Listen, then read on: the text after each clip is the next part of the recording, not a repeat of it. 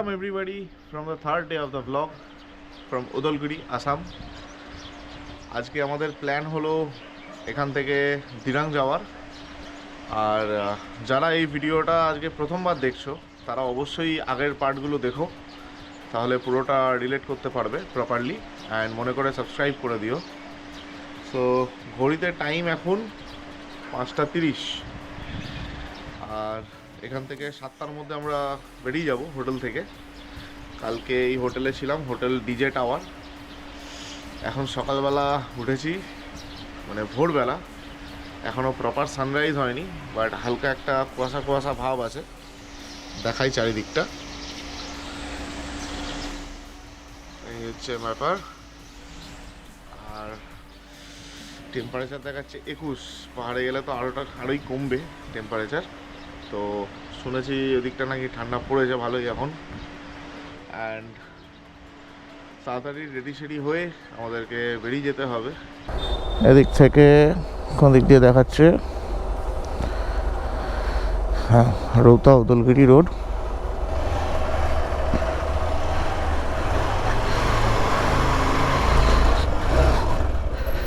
এখান থেকে উঠে আমরা ডান দিক নেব। ওয়েদার আপডেট, সানরাইজ হয়ে গেছে, বাট ওয়েদারটা একদম পারফেক্ট আছে, খুব একটা গরম টরম কিছু নেই। আরামসে আজকে রাইড করা যাবে। আর যেখানে যাচ্ছি ওখানে তো আরও ঠান্ডা, চাপ কি। সো এখানে একটা পয়েন্ট এলো যেখানে রাস্তাটা ভাঙা আছে, এদিক থেকে যেতে হবে কাদার উপর দিয়ে ওদেরকে, কাদা বালি। ও ভাই সাহেব, খুব ভাগ্য ভালো বৃষ্টিটা পাইনি। বৃষ্টি হলে এই রাস্তা বাপ রে বাপ, চালানোর হালে থাকতো না। ওই যে দেখা যাচ্ছে রাস্তাটা, এইটা দিয়ে যেতে হবে। Thanks to race moto tyre, গ্রিপটা মারাত্মক পাচ্ছি রাস্তায়।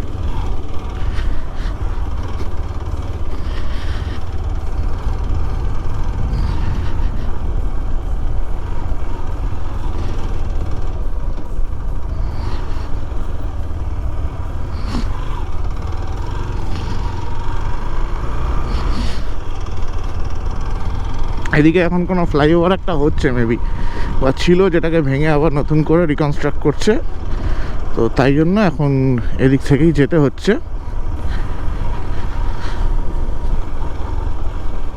ঠান্ডা একটু দেখে চালাতে হবে বন্ধু,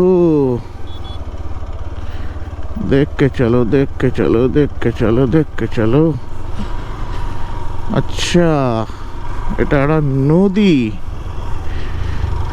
নদীর ওপরের ব্রিজ। ওকে, সি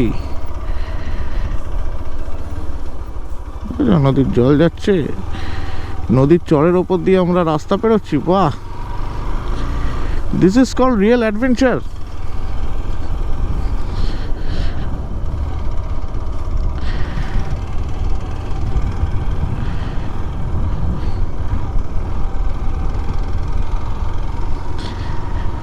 এখান থেকে তুলতে হবে।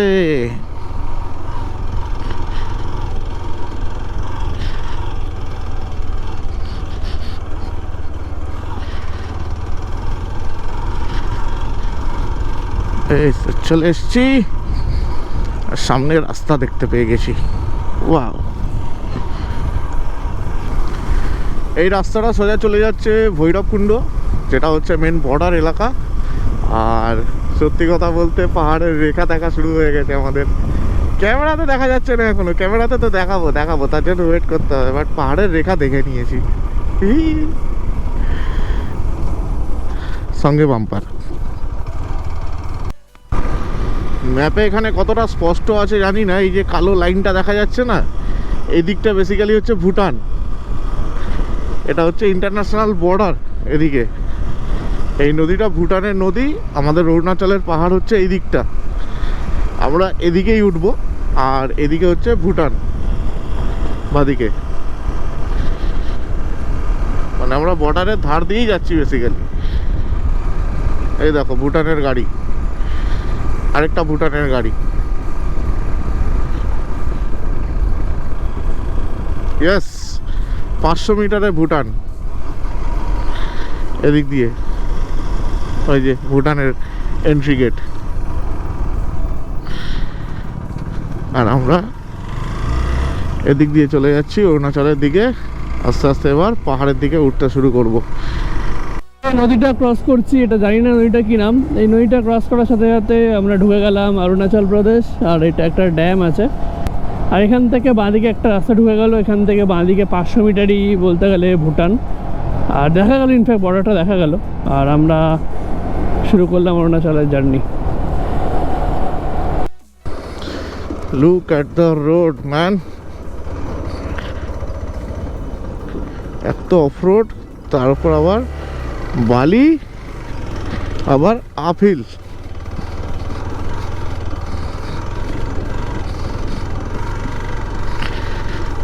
সাবধানে দেখে শুনে উঠতে হবে সব জায়গায়। ফার্স্ট গিয়ারে ওঠাই ভালো। এখানে একদম নেটওয়ার্ক নেই। কতটা রাস্তা এরকম খারাপ জানি না, বলেছে কিছুটা হবে রাস্তা খারাপ। দেখা যাক কতটা রাস্তা খারাপ হয়। তো আচ্ছা, এটাই হচ্ছে সেই অফরোড যেটা বলছিল যে চেকপোস্টের আগে পড়বে। আর সামনে আশা করি এটাই চেকপোস্ট।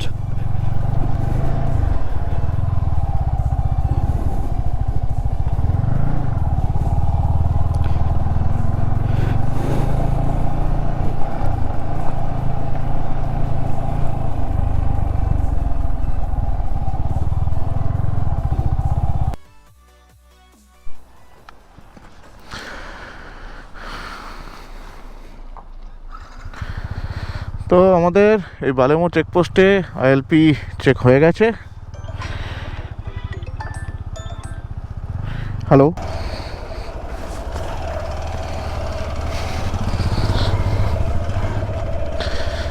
মাঝখানে একটা ফোন চলে এলো, সরি। তো এখানে চেকপোস্টে আমাদের চেকিং হয়ে গেছে আইএলপি। এবারে সামনের দিকে এগোবো। ওই দাদারা ছিল শেরগাঁওতে, আসার সময় বললে এখান থেকে জাস্ট একটুখানি এরকম রাস্তা আছে, তারপর পুরোটাই ভালো।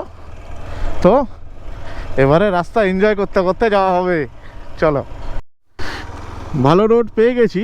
মেবি এই রাস্তাটা হচ্ছে ভালুকপং থেকে যে রাস্তাটা আসছে সেটা।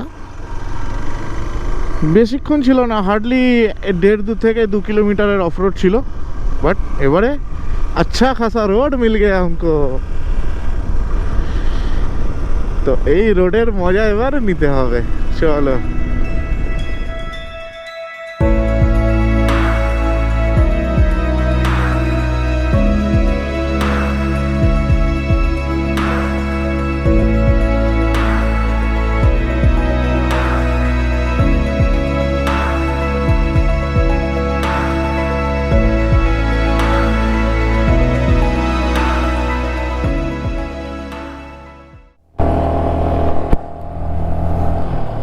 Welcome to কালাকতাং।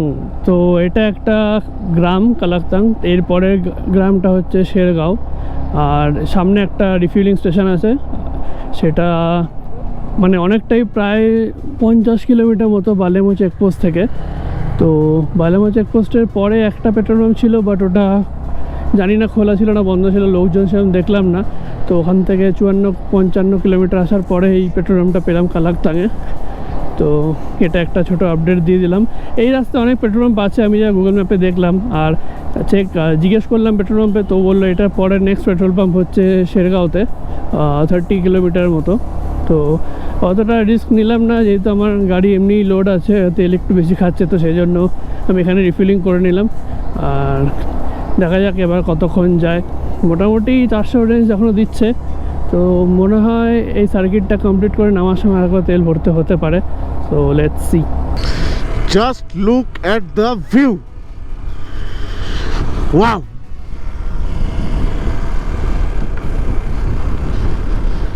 ঠান্ডা হাওয়া, হেভি লাগছে, দারুণ লাগছে।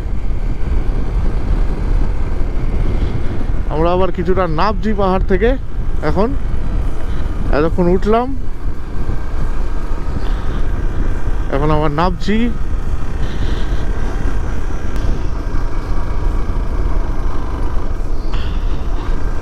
এখানে এগুলো কি নিয়ে বসেছে? টমেটো, প্রচুর টমেটো। ঘড়িতে টাইম এখন 10:18 আর আমরা চালিয়ে নিয়েছি অলমোস্ট 60 কিলোমিটার। আর 3 কিলোমিটার হলেই 60 কিলোমিটার কমপ্লিট হবে। অ্যান্ড আর রাস্তা বাকি দিরাং অবধি 3 ঘন্টা 20 মিনিট। আজকে দিরাং যাওয়ার পথে শেরগাঁও, রূপা, বোমডিলা, ওরে শাবাস, ভীষণ এক্সাইটেড লাগছে, ভীষণ। আর তার সঙ্গে এরকম দৃশ্য দেখতে দেখতে যাওয়া, ও মুগ্ধ করে দিচ্ছে। পয়সা বসুল ভাইয়া। এতদিন ইউটিউবে ভিডিও দেখতাম ঠিক এরকম টাইপের দৃশ্যর, পাহাড় তার উপর কালো মেঘ। আজকে নিজের চোখে রিয়েল লাইফ এক্সপিরিয়েন্স করছি, আলাদাই লাগছে, আলাদাই। মানে ক্যামেরা কি বন্ধ করব, ইচ অ্যান্ড এভরি টার্নসে মনে হচ্ছে ক্যামেরা অন করে রাখি, এইটা ক্যাপচার করি, ওইটা ক্যাপচার করি। ও মাই গড, সামনের এই টার্নটা দেখো জাস্ট।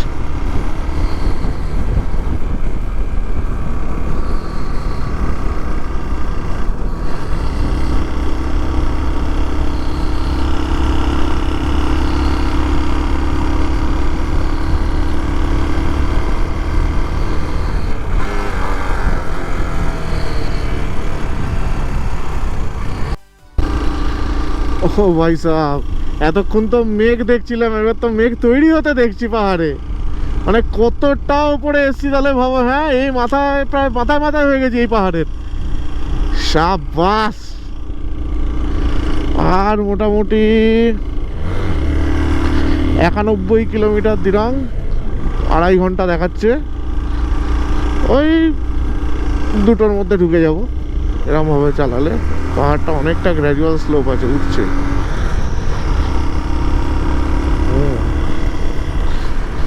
অনেকখানি উঠে গেলাম, অনেকখানি। শেরগাঁও আর কতদূর? খিদে পেয়ে গেল তো, একটু খেতে হবে। পাহাড়ে এসছি, একটু মোমো, ম্যাগি এসব না খেলে হয়?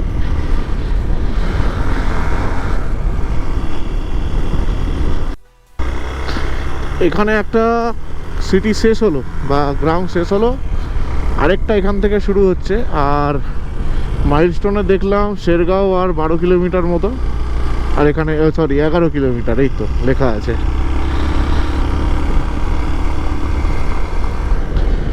আর খুব ম্যাক্সিমাম হলে 15-20 মিনিট লাগবে যেতে।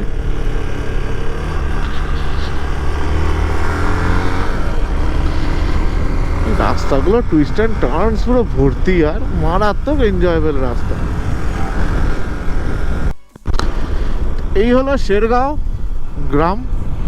এখানে এটা হচ্ছে একটা বেসিক্যালি ভ্যালি এরিয়া, চতুর্দিকে পাহাড় আর এখানে প্লেনল্যান্ড।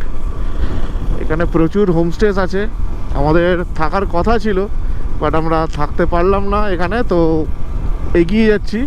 ফেরার দিন চেষ্টা করব এখানে স্টে করার, কারণ অনেকের মুখেই শুনেছি এই জায়গাটা নাকি খুব সুন্দর লাগে থাকার জন্য, এবং সেটা দেখতেও পাচ্ছি। সো এই হলো শেরগাঁও। আর এখন কোথাও একটা দাঁড়াবো, দাঁড়িয়ে একটু চাটা খাবো, কিন্তু দেখতে হবে দোকান কোথায়। দোকান দেখে দাঁড়াতে হবে, একটু চা খাবো, ব্রেকফাস্ট করব। দেখি সামনে অনেক ক্যাফেটেরিয়া, রেস্টুরেন্ট এগুলো তো আছেই, ওখানেই কোথাও একটা দাঁড়াবো। তো this is Shergaon the valley. এই হচ্ছে ভ্যালিটা।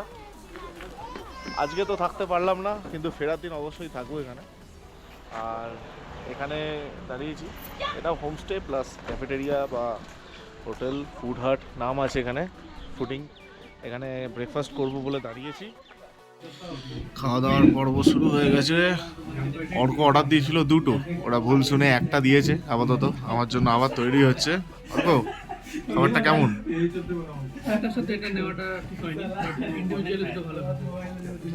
আচ্ছা, আবার স্যুপও নিয়েছো তুমি? Wow.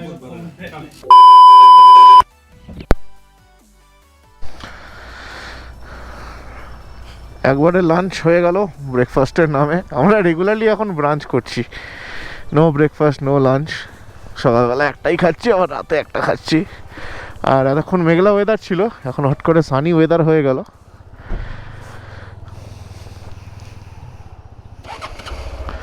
এবারে যাব সোজা এদিক থেকে রূপা। অ্যাপে বলছে আর কন্টিনিউ চালালে 2 ঘন্টা মতো টাইম লাগবে, 2টো বাজে 4টে। আর যেতে যেতে ছবি তুলতে তুলতে মোটামুটি 5টা ধরে রাখলো। ঠিক আছে, সানসেট হতে হতে পৌঁছবো, এই হচ্ছে ব্যাপার। দেখি কতটা তাড়াতাড়ি পৌঁছানো যায়, ওখানে গিয়েও কিছু ছবি টবি তুলবো। তো এই ছবিগুলো দেখার জন্য তো স্ক্রিনে আসা নামে আমাদেরকে ফলো করতে হবে, তবে ছবিগুলো দেখতে পাবে।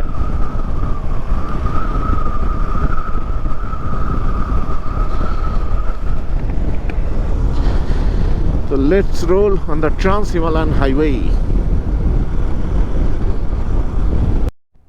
তো দিরাং ঢুকবো আমরা বমডিলা হয়ে, যেটা বললাম।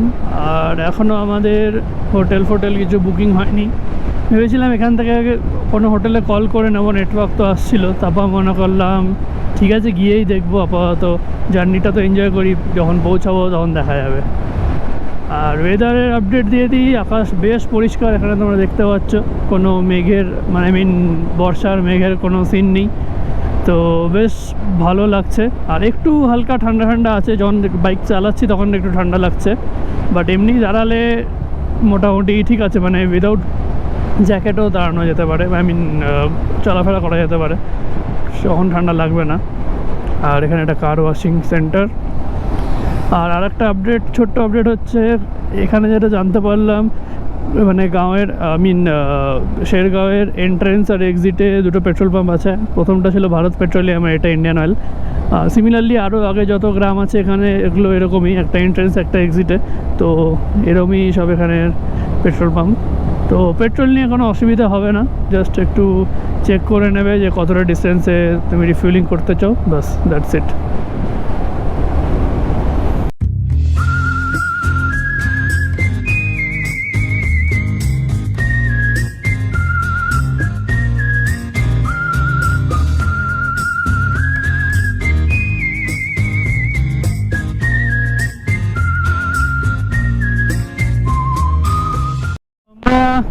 তো আমরা এখন রূপা থেকে 2 কিলোমিটার পিছিয়ে আছি।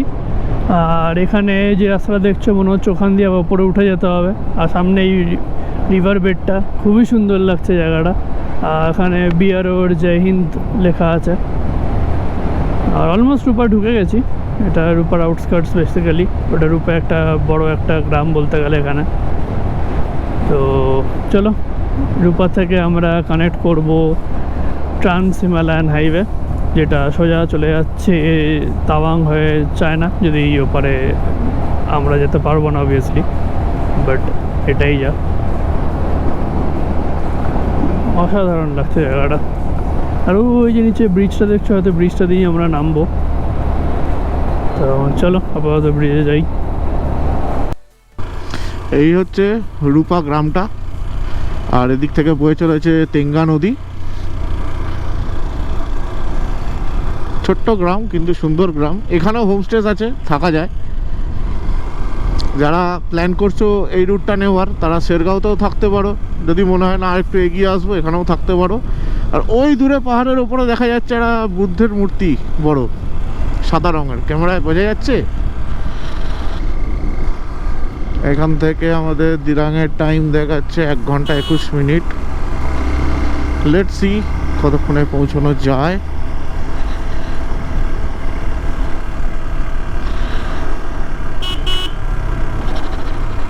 এই তো বমডিলা 15 কিলোমিটার, তাওয়াং 192 কিলোমিটার, তেঙ্গা 7, তেজপুর 142।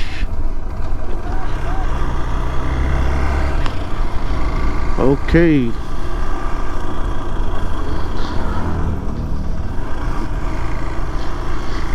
মানে কোনো একটা মার্কেট বা কিছু হবে হয়তো।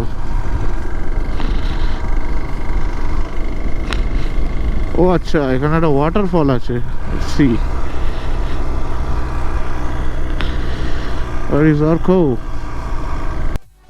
তো আপাতত আমরা বমডিলা ক্রস করছি। বমডিলা টাউনটা ওই সাইডটা, তো ওই যে ঘরবাড়িগুলো দেখা যাচ্ছে ওগুলো বমডিলার টাউন। আর আমরা যাব এখন দিরাং। সো দিরাং এখান থেকে দেখাচ্ছে 50 কিলোমিটার্স, আর রাস্তা যেরকম যাচ্ছে আর আমরা যেরকম চালাচ্ছি সেই অনুযায়ী আরও 1.5 ঘন্টা লাগবে মেবি আমাদের পৌঁছাতে। আর এখন বাজে প্রায় 2:45 না, 2:50 বেজে গেছে। তো মোটামুটি ঢুকতে 4:30 মতো হবে আশা করছি। তো লাইট আশা করি থাকবে সে সময়তে। তো এবার গিয়ে হোটেল খুঁজতে হবে একটু অনেকটা, কারণ অনেকগুলো বাইক দেখলাম আমাদের আগে গেছে। তো ওরাও যদি দিরাং ঢোকে তো হোটেল পাওয়াটা একটু চাপ হয়ে যাবে, কারণ অনেক বাইকই দেখলাম গেল। তো দেখা যাক কী হয়। তো আমরা প্রায় বমডিলা যেটা বললাম, যেটা ছাড়িয়ে এলাম, সেটা প্রায় ছিল 7,900 ফিট। এবার আমরা আস্তে আস্তে নামবো নিচের দিকে দিরাঙে। তো ওটা অ্যারাউন্ড 5,500 ফিট মতো। তো বেশ ভালো ঠান্ডা ছিল আর কি বমডিলাতে। আর এখন অবধি ভেতরে থার্মাল লাইনে পড়িনি, চালানো যাচ্ছে, বাইক চালানো যাচ্ছে না এমন না, বাট ঠান্ডা ভালোই আছে। এখান থেকে তাওয়াং 177, জাং 139, আর সেলা হচ্ছে 100 কিলোমিটার্স। সেলা আমরা কালকে যাব, যেটা বললাম। আমাদের ফার্স্ট পাস হবে সেলা অ্যান্ড দেন বুমলা। তো একটু টি ব্রেক নিতে দাঁড়িয়েছিলাম। আর এখান থেকে দিরাং আর 18 কিলোমিটার্স, আর এখান থেকে 26 কিলোমিটার। গুগল ম্যাপে দেখাচ্ছে 18 কিলোমিটার। মানে আমরা যেই হোমস্টেটা কথা বললাম, বুক করিনি আগে থেকে, বাট কথা বললাম যে আগে আমার বন্ধুরা আগের বার এসেছিলো, তো ওর থ্রুতেই বেসিক্যালি ফোন করা আর কি। তো মোটামুটি এখান থেকে সেটা আর 18 কিলোমিটার মতো। তো দেখা যাক। এমনি রুমগুলো বেশ স্পেশিয়াস, ও সেটার জন্য 2500 বলছিল, যেহেতু বড় রুম। বাট আমরা যেহেতু দুজনেই আছি, আর ওর রুমে ওর হোমস্টেতে আর কোনো রুম খালি নেই, বাট আমাদেরকে ওর রুমেই থাকতে হবে ইন দ্য সেন্স আমরা থাকবো গিয়ে বেসিক্যালি, আমরা বেসিক্যালি জেদ করছি। তো বলেছে 1500-এ করে দেবে। তো 1500টা আমরা ছ্যাঁচড়ামো করে একটু কমানোর চেষ্টা করবো, যতটা কমানো যায় দেখা যাক। তো এই আপাতত আপডেট। এখন হয়তো ছবি তুলবো না, একেবারে ছবি কালকে তুলবো, বা যদি এখন ডে লাইট থাকে তো চেষ্টা করব কিছু ছবি তোলার। হোমস্টেটা দেখি কেমন হয় তার উপর। তো আপাতত যাই। तुमने बात किए हो, तुम जाओ। अरे दोनों ने बात किया। अरे चलिए एक साथ चलते हैं। तुम मालिक पर पेमेंट करोगे, तुम जाओ। वो तो बाद में वसूल लेंगे। वो तो बाद में वसूल लेंगे। जब वसूलना है वसूल। हाँ, तो देना है, बात करना। अगर नहीं दिया तो है। ये तो समझते है ना, क्या नेचुरल समझते हैं। इनके हाथ में ना नहीं तो मुझे ना, और वो तो नहीं। चलिए चलिए।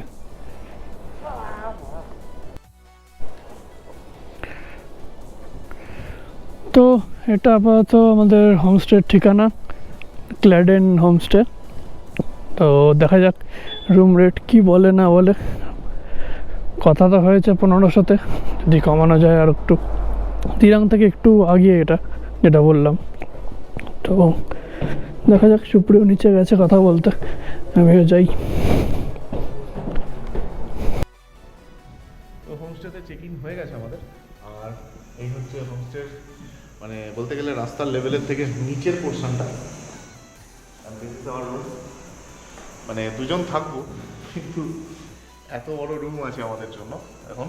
ঠিক আছে, এটা হচ্ছে বেসিক্যালি 4 রুম, আর কোনো ঘর ছিল না ফাঁকা, ওই জন্য আমাদেরকে এটাই নিতে হলো। আর মোটামুটি রিজনেবল স্টে, ঠিক আছে, কেন ছেলেটার ব্যবহার খুব ভালো, এবং সবথেকে বড় কথা বাইকার্সদের প্রতি প্রেম অনেক বেশি। কারণ ওয়েস্ট বেঙ্গল থেকে বিশেষ করে প্রচুর বাইকার এখানে আসে, অ্যান্ড যারা ট্রাভেল এনথুসিয়াস্ট তারা অনেকেই এই জায়গায় আসে। তো তোমরাও চাইলে এখানে আসতে পারো, থাকতে পারো, অ্যান্ড খুব ভালো জায়গাটা, ঠিক আছে। একটু অফবিটে নিলে কি হয়, এই ক্যাওয়াটিক লাইফ থেকে অনেকটা দূরে থাকে। এমনি পাহাড় তো নিস্তব্ধই, বাট তাও ঠিক আছে, ফাঁকায় ফাঁকায় এখানে থাকা যায়। সব কিছুর মানে অ্যামিনিটিস আছে এখানে, গিজার টিজার আছে, সব কিছু আছে। আর এখন ঠান্ডা এখানে মোটামুটি কত চলছে টেম্পারেচার? হ্যাঁ, ওই 18-20 এরকম চলছে, ঠিক আছে। মানে হাওয়া দিচ্ছে, খুব বেশি যে ঠান্ডা আছে তা নয়, বাট ঠান্ডা আসে মোটামুটি, ঠিক আছে। তো আজকে রাতে এখানে স্টে করব, কালকে ভোর ভোর আবার বেরিয়ে যাব। তো কালকের ব্লগটা দেখার জন্য সাবস্ক্রাইব করতে হবে। এই ভিডিওটা এই অবধি এন্ড করছি। কালকের ভিডিওটা যাব হচ্ছে তাওয়াং থ্রু সেলা পাস।